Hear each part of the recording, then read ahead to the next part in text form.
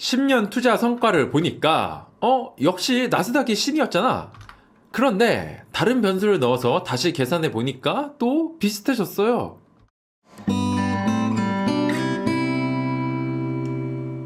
투자 좀 관심 있는 사람들은 누구나 한 번쯤은 들어봤거나 고민 한 번씩 해봤을 대결입니다. 미국 주식이냐 아니면 부동산이냐, 어디다 투자를 해야 하느냐. 이 영상을 끝까지 보시면 그 답을 가져가실 수 있습니다. 저희 채널에서는 정확한 통계 데이터를 기반으로 여러분들의 투자 판단을 도와드리고 있습니다. 영상이 도움이 되신다면 구독과 좋아요 부탁드립니다. 보통 주식하는 사람은 주식하는 사람들끼리 놀고 부동산 하는 사람들끼리는 부동산 하는 사람들끼리 노는 편인데, 요즘에는 커뮤니티에서 이 둘이 충돌이 좀 많아졌습니다. 뭐 그냥 주식이랑 부동산이랑 둘 다 하면 되는 거 아니야? 라고 하기에는 대부분의 사람들은 예산이 한정되어 있어서 둘 다 각 잡고 하기는 힘들죠. 특히 젊은 세대들은 더더욱 그렇고요. 그래서 한번 비교해 보려고 합니다. 사회생활 한 지도 얼마 안 됐고 이제 막 결혼해서 부부 합쳐도 전 재산이 3억밖에 없던 이 10년 전 2025년으로 돌아간다면 과연 미국 주식을 하는 게 나을까요? 부동산을 하는 게 나을까요? 좀 더 디테일하게는 나스닥을 할 거냐, 서울 아파트를 살 거냐 이거겠죠? 자, 우선 나스닥 10년 봅시다. Y축은 2015년 1월을 100으로 둔 수치예요. 10년이 지나고 나니까 257%가 올랐어요. 어마어마한 상승률이죠? 그에 비해서 서울 아파트는 에게 69% 올랐어요. 뭐야? 서울 아파트 이거밖에 안 돼? 나스닥이 이미 그냥 이긴 거네? 2015년에 3억을 나스닥에 박아놨더니 10년 후에 10.7억이 됐어요. 역시 나스닥은 신이죠. 반면에 서울 아파트는 꼴랑 5.1억밖에 안 됐네요. 서울 아파트 이렇게 쉽게 패배를 인정하나요? 근데 부동산 투자를 하는데 레버리지를 빼고 얘기한다? 이거는 총 안 들고 전쟁터 나가는 거나 마찬가지죠. 부동산 투자에서 레버리지는 기본 중에 기본, 필수 중에 필수입니다.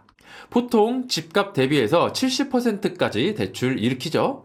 현금 3억이 있으면 대출 7억 더 일으켜서 10억짜리 아파트 사는 게 정석입니다. 이거 영끌 아니에요. 나라에서 허락한 아주 건전한 레버리지입니다. 다른 영상에서도 말씀드렸지만 영끌은 엄마 집 담보로 대출했을 때부터가 진짜 영끌이에요. 아무튼 레버리지를 일으키고 나서 다시 계산을 해보니까 서울 아파트 231%까지 올랐네요. 아니 그럼 거의 비슷해졌는데? 이게 진짜 맞나? 다시 한번 계산을 해볼게요. 아파트 10억에 대출 7억, 내 돈 3억이죠?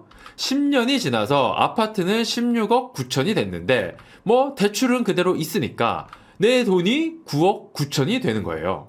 서울 아파트도 레버리지를 딱 일으키니까 3억이 9.9억이 됐습니다. 나스닥만 신인 게 아니라 레버리지도 신이네요? 근데 레버리지 일으키면 이자는 누가 내죠? 조상님이 내주시나요? 레버리지를 일으켰으면 이자 지옥에 빠져서 허덕대야 되겠죠? 주담대 이자율 10년치를 가져와 봤습니다. 가장 낮을 때가 2.4%, 가장 높을 때가 4.8%, 평균이 3.4% 정도 되네요. 자, 그러면 서울 아파트 이 건방지게 레버리지를 썼으면 이자 낼 각오도 되어 있겠죠? 이자를 계산하고 나니까 150%로 주저앉네요. 이 나스닥이랑 같이 신기해서 놀다가 약간 다시 인간계로 돌아온 것 같습니다. 그럼 10년 이자가 얼마길래 그러냐?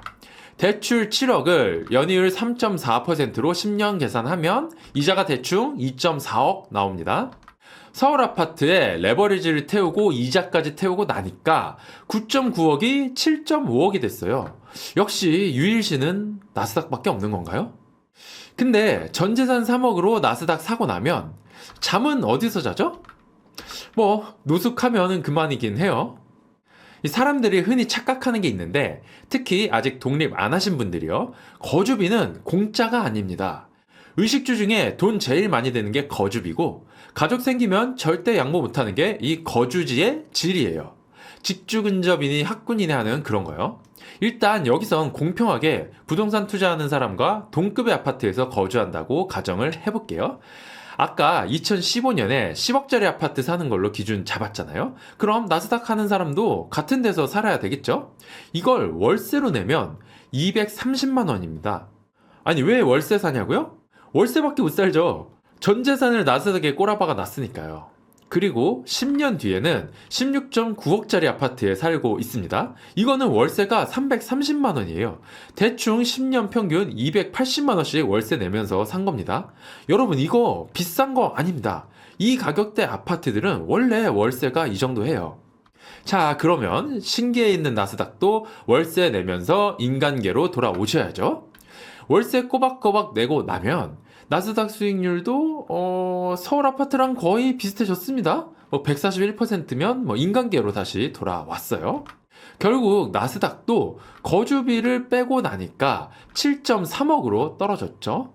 서울 아파트랑 거의 차이가 없습니다. 자, 그러면 나스닥과 서울 아파트, 이 자강두천의 대결 결과는 어떻게 됐느냐? 무승부네요. 10년 전에 전 재산을 나스닥에 넣고 월세를 살든 레버리지를 끼고 서울 아파트를 샀든 결과적으로 비슷합니다. 무승부라고는 하지만 둘 다 아주 성공한 투자죠. 어쨌건 3억이 7억 5천으로 2.5배 정도 올랐으니까요. 매년 10%씩 10년 내내 오른 겁니다. 근데 무승부로 끝내면은 재미없잖아요. 그래도 굳이 비교는 한번 끝까지 해볼게요. 비교 대상이 나스닥 종합지수와 서울 아파트 평균이었잖아요. 이렇게 평균끼리 비교를 하면 비슷한데 두 가지 자산에는 아주 큰 차이가 있습니다. 이 차이를 파악하는 게 우리를 평균 이상의 투자자로 만들어주는 거겠죠? QQQ로 대표되는 나스닥 지수는 나스닥에 상장된 100개 회사의 평균이에요.